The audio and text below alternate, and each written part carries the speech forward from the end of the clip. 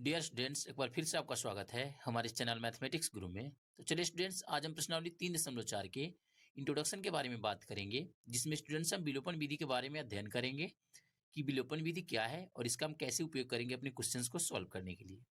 Students, इसी का उपयोग करके हमने अपने प्रश्नावली को सॉल्व करना है। जो मेरा प्रश्नावली 3.4 है, उसमें जितने भी क्वेश्चन दिए गए हैं उन सभी को हम इसी का प्रयोग करके सॉल्व करेंगे। ठीक है, ये जो विलोपन विधि है इसी का प्रयोग करके हम उन सभी को सॉल्व करेंगे।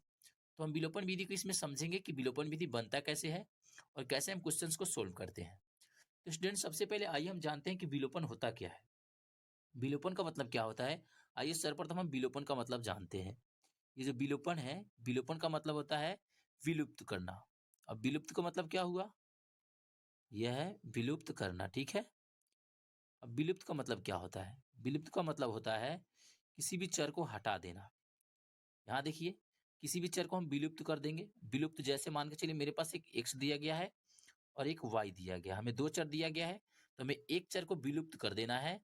विलुप्त का मतलब एक चर को हमें कटा देना है और दूसरे चर का हमें मान प्राप्त कर लेना है। ठीक है, या फिर आप x को कटाएं या फिर आप y को कटाएं, किसी भी एक चर को कटा देना है और दूसरे चर का हमें मान प्राप्त कर लेना है।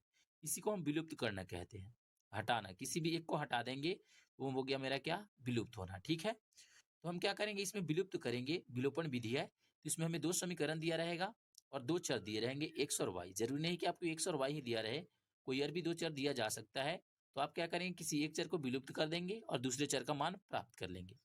ये जो है स्टूडेंट्स विलोपन विधि, इसे हम विलुप्त करने की विधि भी कहते हैं। ठीक है, ये कभी कभी प्रतिस्थापन विधि से अधिक सुविधाजनक रहती है। कभी कभी, हमेशा ये सुविधाजनक नहीं होती है, कभी कभी ये ज्यादा होता है सुविधाजनक विलोपन विधि। ठीक है, किससे, प्रतिस्थापन विधि से।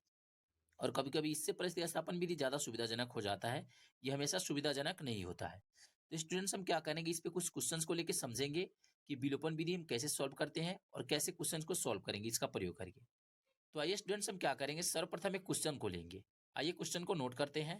तो जैसे कि आप यहाँ देख सकते हैं स्टूडेंट्स, मैंने एक क्वेश्चन को ले लिया है। अब हम क्या करेंगे, इसे समझेंगे किस विधि से, विलोपन विधि से। अब हम इसका विलोपन विधि से हल कैसे करेंगे, आइए यहाँ पे देखते हैं।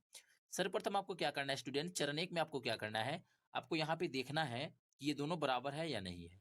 यहाँ देखिए, ये भी एक y और ये भी एक y, ये दोनों बराबर है तो ठीक है। अगर ये दोनों बराबर नहीं रहेगा तो हमें इन दोनों को बराबर करना होता है। ठीक है, चाहे तो आप दोनों y को बराबर कर ले, चाहे तो आप इस दोनों x को बराबर कर ले। आप किसी भी एक चर को बराबर कर सकते हैं। तो हम क्या करेंगे, इस y को बराबर किया हुआ है पहले से ही, तो ये जो बराबर है, तो हमें अब बराबर करने की तो जरूरत नहीं पड़ेगी क्योंकि ये पहले से ही बराबर है। आप चाहें तो इस वाले x को भी बराबर कर सकते हैं। ठीक है, यहाँ देखिए, यहाँ 2 है और यहाँ कुछ नहीं तो 1 है, तो हम क्या करेंगे, यहाँ 2 से गुणा कर देंगे और यहाँ 1 से गुणा कर देंगे, तो ये मेरा बराबर हो जाएगा। लेकिन आइए, हमें y को लेने में ज़्यादा सुविधा होता है, तो हम क्या करेंगे, y को ही देख लेते हैं। y यहाँ पे देखिए दोनों तरफ बराबर है, तो बराबर है तो क्या करेंगे, हम इसको मान लेंगे समीकरण फर्स्ट। आइए यहाँ पे लिखते हैं, माना कि, सबसे पहले हम मानेंगे। ठीक है, इसको समीकरण फर्स्ट मानेंगे, फर्स्ट वाले को समीकरण फर्स्ट मानेंगे, यहाँ लिखेंगे 2x प्लस वाई बराबर 6, इसको हम इक्वेशन फर्स्ट मानेंगे। और यहाँ देखिए क्या है, x माइनस वाई बराबर 8, इसको हम समीकरण 2 मानेंगे। देख सकते हैं आप, यहाँ पे हमने दो समीकरण मान लिया इन दोनों को। अब हम क्या करेंगे, इसको अब आगे हल करेंगे। हल करने के लिए हम क्या करेंगे स्टूडेंट्स, ये दोनों मेरा बराबर है, तो जब दोनों तरफ बराबर होता है तो हम क्या करेंगे, यहाँ देखिए, अगर दोनों तरफ बराबर रहे, अगर समान चिन्ह रहे तो हमको क्या करना है, घटाना है, और विपरीत चिन्ह रहेगा तो जोड़ना है। तो आइए यहाँ देखते हैं कैसा चिन्ह है। यहाँ देखिए, एक प्लस और एक माइनस, दोनों अलग अलग चिन्ह है, तो जब भी अलग अलग चिन्ह हो तो उसको हम विपरीत चिन्ह बोलते हैं। तो विपरीत चिन्ह होगा तो हमको क्या करना है, जोड़ना है। तो हम क्या करेंगे, समीकरण 1 को और समीकरण 2 को जोड़ लेंगे, तो लिखेंगे समीकरण 1 प्लस 2 से। चरण में क्या लिखेंगे, चरण फर्स्ट, ये मेरा फर्स्ट चरण है। ठीक है, चरण 1 यहाँ पे लिख देते हैं। अब इस दोनों समीकरण को हम यहाँ लिख देंगे, समीकरण 1 प्लस 2 से। समीकरण 1 और 2 को हमको जोड़ना है, तो समीकरण 1 प्लस 2 से हम यहाँ लिख दिए। अब इसको हम यहाँ पे उतार लेते हैं। समीकरण 1 मेरा क्या है, एक्स माइनस वाई, यहाँ पे प्लस है, एक्स प्लस वाई बराबर 6, और क्या है, एक्स माइनस वाई बराबर 8। अब इसको हम क्या करेंगे स्टूडेंट, सॉल्व करेंगे। सॉल्व करने के लिए हम क्या करेंगे, यहाँ देखिए, यहाँ पे ये प्लस है, प्लस करने में हम क्या करेंगे, यहाँ एक प्लस में और एक माइनस में, प्लस में चिन्ह कभी भी नहीं बदलेगा। ठीक है, तो ये दोनों मेरा कट जाएगा, एक प्लस में और एक माइनस में कट गया। अब इसको जोड़ लेते हैं, 2x और ये कुछ नहीं तो क्या है, 1x है, तो 2x और 1x क्या हो जाएगा, 3x हो जाएगा। और इसको जोड़ लेंगे तो क्या हो जाएगा, 14। अब हमें क्या हो जाएगा, यहाँ पे x का मान प्राप्त हो जाएगा। यहाँ देखिए, यहाँ पे कुछ नहीं तो गुणा में है, इस साइड में आएगा तो क्या हो जाएगा, भाग के रूप में हो जाएगा, मतलब बटे के रूप में हो जाएगा। आप यहाँ देख सकते हैं स्टूडेंट्स, हमने x का मान प्राप्त कर लिया है। सर्वप्रथम हमने क्या किया है, यहाँ देखिए ये दोनों चर मेरा पहले से ही बराबर था, तो हमने क्या किया, एक प्लस एक माइनस था, भिन्न भिन्न था, दोनों चिन्ह अलग अलग है, तो हमने क्या किया, इसको जोड़ दिया। दोनों चिन्ह अलग होगा तो जोड़ेंगे, लेकिन अगर दोनों चिन्ह वही बराबर हो, जैसे यहाँ माइनस और यहाँ भी माइनस, ये दोनों बराबर है, क्या हो जाएगा, घट जाएगा। और यहाँ पे प्लस और यहाँ पे प्लस, ये मेरा दोनों बराबर है, दोनों प्लस ही है, तो क्या हो जाएगा, घट जाएगा। लेकिन ये मेरा क्या हो गया, दोनों समान चिन्ह है, क्या है, समान चिन्ह। जब भी समान चिन्ह होगा तो हम क्या करेंगे, घटाएंगे। सामान्य चिन्ह होगा तो क्या होगा जी, यहाँ पे घट जाएगा। आपको एक बात को याद रखना है, अगर दोनों अलग अलग चिन्ह हो, एक प्लस और एक माइनस और एक प्लस, ये दोनों अलग अलग चिन्ह है, तो हम क्या करेंगे, जब अलग अलग चिन्ह होगा तो हमें क्या करना है, इसको जोड़ देना है। क्या करेंगे, जोड़ना है। विभिन्न चिन्ह होगा तो हम इसको जोड़ लेंगे। हाँ देखिए, ये भिन्न भिन्न चिन्ह है, तो हम इसको क्या करेंगे, जोड़ेंगे। ये स्टूडेंट्स आपको याद रखना है, इसी से आपका सारा क्वेश्चन सोल्व होगा। ठीक है, यहाँ से लेकर यहाँ तक ये फंडा आपको याद रखना है। इसी का उपयोग करके हम क्या करेंगे, सारे क्वेश्चन सॉल्व करेंगे। तो यहाँ पे हमने क्या किया स्टूडेंट्स, x का मान प्राप्त कर लिया। यहाँ दोनों अलग अलग था तो हमने इसको जोड़ लिया है, और एक चर को हमने क्या कर दिया, इलिमिनेट कर दिया। इलिमिनेट मतलब क्या है, विलुप्त करना। तो हमने क्या किया, एक चर को विलुप्त कर दिया, कटा दिया, तो हमें एक चर यहाँ पे क्या प्राप्त हो गया, x, और हमने यहाँ पे x का मान प्राप्त कर लिया। अब ये जो मेरा x का मान प्राप्त हुआ स्टूडेंट्स, इसको मैं उठाकर किसी भी एक इक्वेशन में डाल देना है। या तो फर्स्ट में डालिए या फिर आप सेकेंड में डालिए, किसी भी एक इक्वेशन में आपको डाल देना है। तो आइए हम क्या करेंगे, इस x का मान के समीकरण फर्स्ट में ही रख लेते हैं। ठीक है, तो लिखेंगे x का मान समीकरण 1 में रखने पे ये मेरा क्या हो जाएगा, ये मेरा चरण 2 हो जाएगा। ठीक है, तो आइए इसको रख लेते हैं।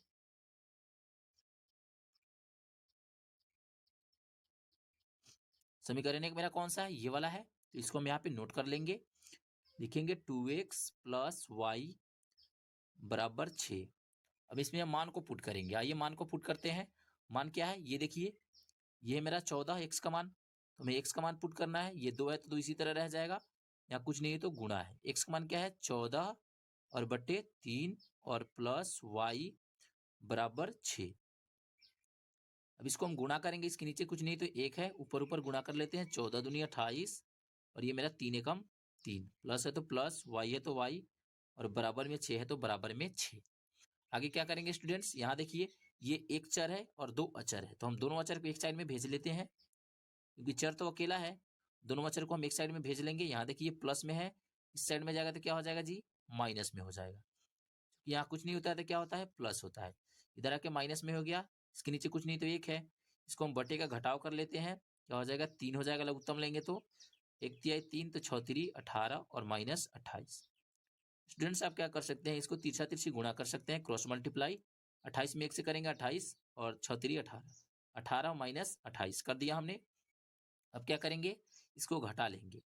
घटाइए जरा, 18 में से 28 घटेगा तो क्या हो जाएगा, माइनस में 10 और बटे 3, जो कि मेरा क्या हो गया, y का मान हो गया। ठीक है, ये हमने क्या किया, y का मान स्टूडेंट्स प्राप्त कर लिया, माइनस में 10 और बटे 3। ठीक है, ये मेरा x और y दोनों का मान प्राप्त हो गया। यहाँ देखिए x और यहाँ देखिए y, हमने दोनों का मान प्राप्त कर लिया। ये मेरा किस विधि से था, विलोपन विधि से। विलोपन विधि में आपको सबसे पहले क्या करना है, आपको यहाँ पे नजर दौड़ाना है।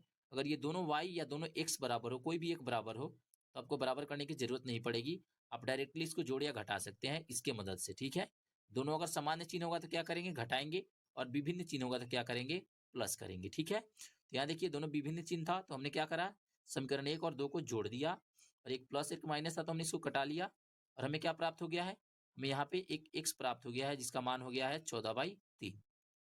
उसी तरह हमने क्या किया है, ये जो मेरा x का मान आया है, उसको हमने क्या किया, किसी एक इक्वेशन में रख लिया है। आप चाहे तो 1 में रख सकते हैं, चाहे तो 2 में रख सकते हैं। तो हमने क्या किया, हमने 1 में रख लिया, और हमें क्या प्राप्त हो गया, y का मान प्राप्त हो गया।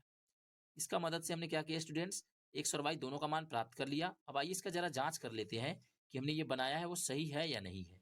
स्टूडेंट जांच तो मैंने आपको पहले भी बता रखा है, तो आइए एक बार और जांच करके देखते हैं ये सही है या नहीं है। सर्वप्रथम हम क्या करेंगे, जांच के लिए किसी एक इक्वेशन में मान को रख देंगे। आप चाहे तो दोनों में रख सकते हैं। ठीक है, ये क्या हो जाएगा, 2x प्लस वाई बराबर 6। यहाँ लिख देते हैं 2x प्लस वाई बराबर 6। ये हम क्या कर रहे हैं जी? ये हम जांच कर रहे हैं। यहाँ पे लिख देते हैं जांच। जांच के लिए हम क्या करेंगे? इसके मान को पुट करेंगे। मान को पुट करते हैं। क्या क्या मान मेरा प्राप्त हुआ है? ये 2 है तो 2। x का मान मुझे क्या प्राप्त हुआ था? 14/3।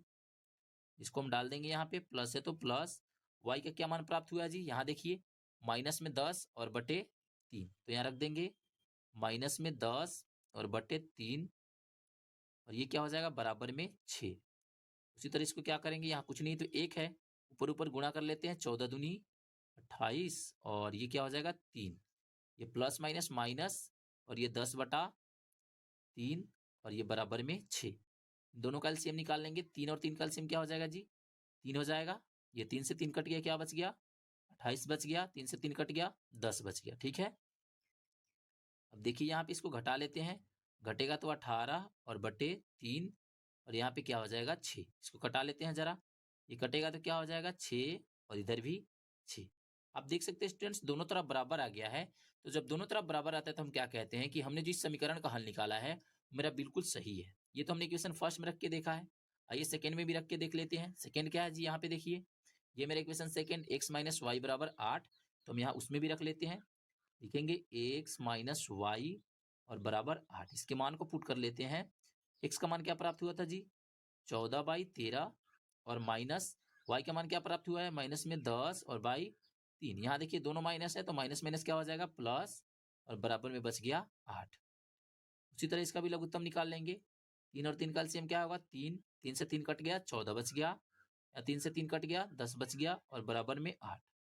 ठीक है, स्टूडेंट इसको जोड़ लेते हैं। क्या हो जाएगा? ये मेरा 24 हो जाएगा, और बाई 3 बराबर 8 हो जाएगा। ठीक है, अब हम क्या करेंगे? इसको कटा लेंगे। इसको कटा लेंगे तो क्या प्राप्त हो जाएगा? 8, और इधर भी 8, दोनों तरफ 8 प्राप्त हो गया। देख सकते हैं स्टूडेंट, जब दोनों तरफ बराबर प्राप्त हो जाए तो हम क्या कहते हैं कि हमने जो सॉल्यूशन लाया है वो मेरा बिल्कुल सही है। यहाँ पे हमने क्या किया स्टूडेंट्स? बट्टे का जोड़ किया है, और यहाँ पे बट्टे का घटाव किया है, जो कि आपको आता होगा, आपने छोटे क्लास में इसको पढ़ रखा है, इसीलिए मैंने इसको जल्दी जल्दी कर दिया। तो हमने जो यहाँ पे इक्वेशन लिखा था, क्या इक्वेशन मेरा? 2x प्लस वाई बराबर 6 और x माइनस वाई बराबर 8। इसका दो हल क्या आ गया? x बराबर 14/3 और y बराबर माइनस 10/3। तो लिखेंगे अतः दिए गए समीकरण युग्म का हल x बराबर 14/3 तथा y बराबर माइनस 10/3 है।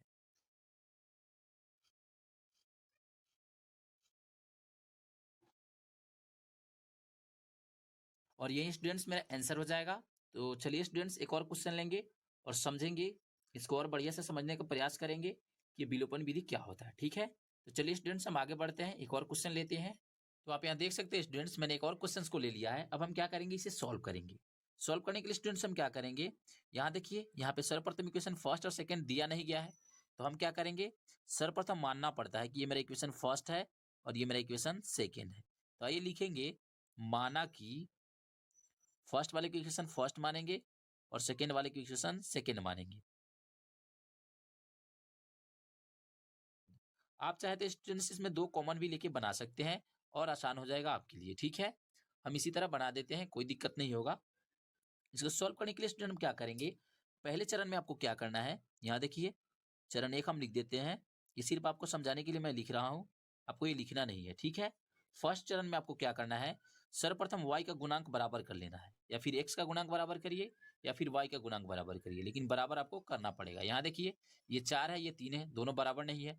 ये 2y है, ये 1y है। कुछ नहीं होता है तो क्या होता है? इसके पहले एक हिडन होता है, ये क्या हो जाएगा? 1y। ये दोनों बराबर है? नहीं बराबर है, तो हम क्या करेंगे? पहले दोनों को बराबर करेंगे। बराबर करने के लिए हम क्या करेंगे? आइए हम y को ही बराबर कर लेते हैं। तो हम इस 1 से यहाँ पे गुणा कर देंगे, और इस 2 से हम यहाँ पे गुणा कर देंगे। मतलब तिरछा तिरछी हमें गुणा करना है, क्रॉस मल्टीप्लाई। ठीक है, अब इसको हम गुणा करके लिख लेते हैं। 4 में x से होगा 4x और प्लस 2y। इसमें हम गुणा कर रहे हैं, और 4 में 1 से होगा तो 4। फिर यहाँ देखिए, इससे गुणा कर लेते हैं। 3 दूनी 6x, और माइनस है तो माइनस 2 एकम 2y, और बराबर यहाँ पे क्या हो जाएगा? 9 दूनी 18। स्टूडेंट्स, हम इसको इक्वेशन थर्ड और इसको फोर्थ मान लेंगे, क्योंकि ऑलरेडी हमने इक्वेशन फर्स्ट और सेकंड ले रखा है, तो हम क्या करेंगे? इसको थर्ड और फोर्थ मान लेंगे। अब आइए यहाँ देख सकते हैं आप, यहाँ दोनों चर क्या हो गया? y वाला जो चर है, दोनों का गुणांक क्या हो गया? बराबर हो गया। यहाँ भी 2 और यहाँ भी 2। जब दोनों का गुणांक बराबर हो जाता है तो हमें चरण क्या करना है? आगे बढ़ा लेना है। ये जो मेरा चरण होगा ये चरण 2 होगा, ठीक है। इस चरण में आपको क्या करना है, यहाँ पे ये दोनों बराबर आ गया है, तो अब हम क्या करेंगे, किसी एक को हमें इसमें से कटा लेना है। तो आइए हम क्या करेंगे, लिखेंगे समीकरण 3 और 4 यहाँ दिया हुआ है, यहाँ प्लस माइनस है, दोनों भिन्न-भिन्न चिन्ह है। तो हमने आपको अभी यहाँ बताया था कि जब भी विपरीत चिन्ह रहे, विपरीत मतलब अलग-अलग चिन्ह रहे, तो हमें जोड़ना है, ठीक है? और सामान्य चिन्ह रहेगा तो घटेगा, लेकिन यहाँ तो विपरीत चिन्ह है, एक प्लस और एक माइनस दोनों अलग-अलग चिन्ह है, तो क्या हो जाएगा, जोड़ेंगे हम, ठीक है? तो यहाँ लिखेंगे समीकरण 3 और प्लस 4 से। तो आइए स्टूडेंट्स इसको हम यहाँ लिख देते हैं। ये क्या हो गया 4x plus 2y is equal to 4 और ये क्या हो गया 6x minus 2y is equal to 18। आप चाहते हैं तो इसमें स्टूडेंट्स आप कॉमन भी लेके बना सकते हैं, कोई दिक्कत नहीं है। इसमें भी कॉमन ले सकते हैं, इसमें भी कॉमन ले सकते हैं, ठीक है। तब भी कोई दिक्कत नहीं होगा, ऐसे भी कोई दिक्कत नहीं है, ठीक है। जब भी हमें जोड़ना होगा तो हमें चिन्ह को परिवर्तन नहीं करना है। देखिए ये मेरा जोड़ना है, हम जोड़ रहे हैं तो जोड़ने के बाद में क्या करेंगे, चिन्ह को परिवर्तन नहीं करना है। जब हम यहाँ पे घटाएंगे तभी चिन्ह परिवर्तित होता है। यहाँ जोड़ रहे हैं तो चिन्ह मेरा परिवर्तित नहीं होगा। तो आप देख सकते हैं यहाँ पे एक प्लस में 2i एक माइनस में 2i, ये मेरा दोनों कट गया। अब हमें जोड़ना है तो 4x में जोड़ेंगे 6x तो कितना हो जाएगा 10x और यहाँ पे क्या हो जाएगा, ये हो जाएगा मेरा 22।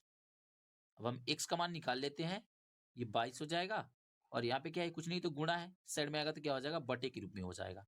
ये क्या हो गया, इसका आधा 11, इसका आधा 5, मतलब क्या हो गया, हमें x का मान प्राप्त हो गया 11 और बटे 5। ये हमने क्या करा, x का मान प्राप्त कर लिया, ठीक है। अब क्या करना है स्टूडेंट्स, अगले चरण में हम क्या करेंगे, यहाँ देखिए चरण 3 यहाँ पे लिखेंगे।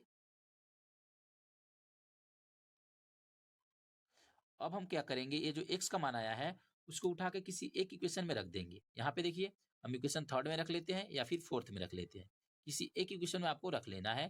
तो हम लिखेंगे x का मान समीकरण 3 में रखने पे, आप चाहे तो 3 में रख सकते हैं, चाहे तो 4 में रख सकते हैं, ठीक है। तो आइए हम लिख देते हैं x का मान समीकरण 3 में रखने पर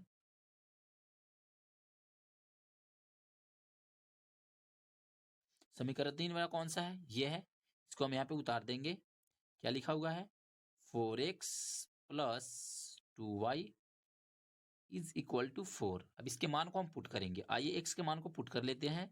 यहाँ 4 है तो 4, यहाँ पे कुछ नहीं तो क्या है गुणा है, x का मान क्या है 11 बटे 5 और माइनस यहाँ प्लस है तो प्लस और 2y है तो 2y और इज इक्वल टू 4। अब इसको हम गुणा कर देंगे, इसके नीचे कुछ नहीं तो 1 है, 11 चौके 44 और 5 एकम 5 और प्लस यहाँ पे 2y है तो 2y और बराबर में यहाँ पे क्या है 4 है तो 4। फिर इसको आगे सॉल्व करेंगे।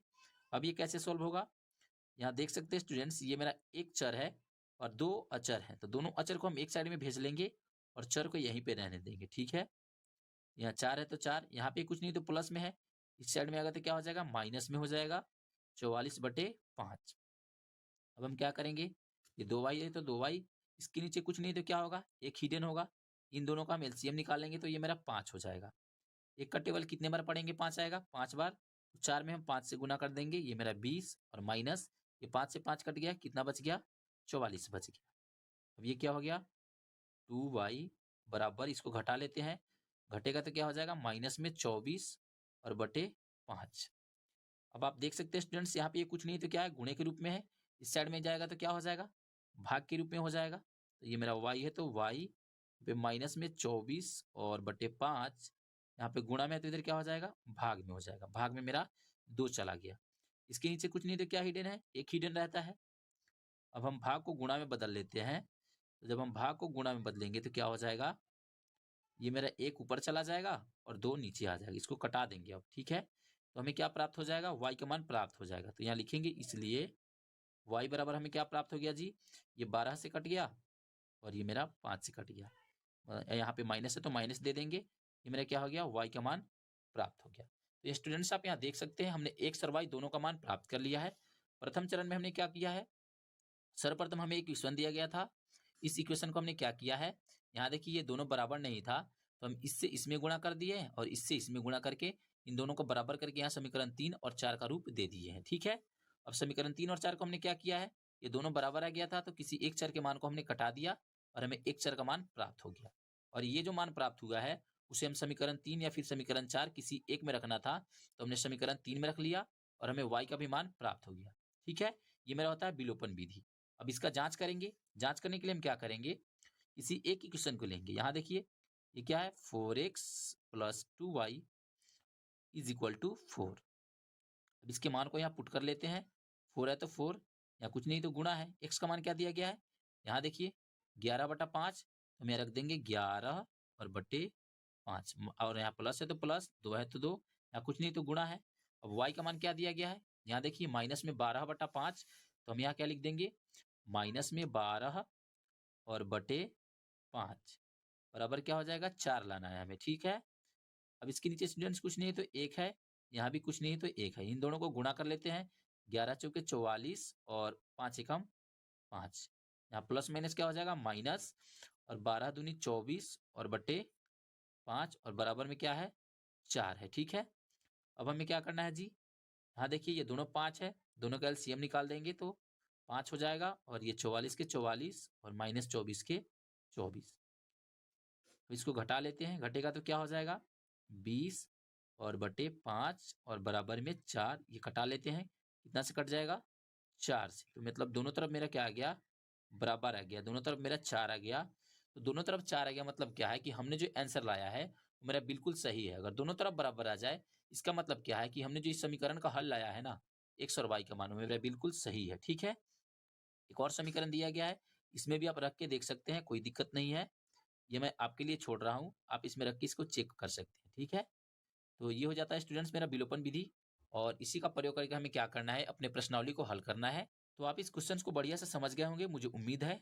तो यही था स्टूडेंट्स मेरा विलोपन विधि। अब चलिए स्टूडेंट्स हम आगे बढ़ेंगे। आगे बढ़ने से पहले स्टूडेंट्स, अगर अभी तक आपने हमारे इस चैनल को सब्सक्राइब नहीं किया है, तो कृपया आप हमारे इस चैनल मैथमेटिक्स गुरु को लाइक शेयर और सब्सक्राइब जरूर कर ले। थैंक यू, मिलेंगे फिर नेक्स्ट वीडियो में, तब तक के लिए बाय।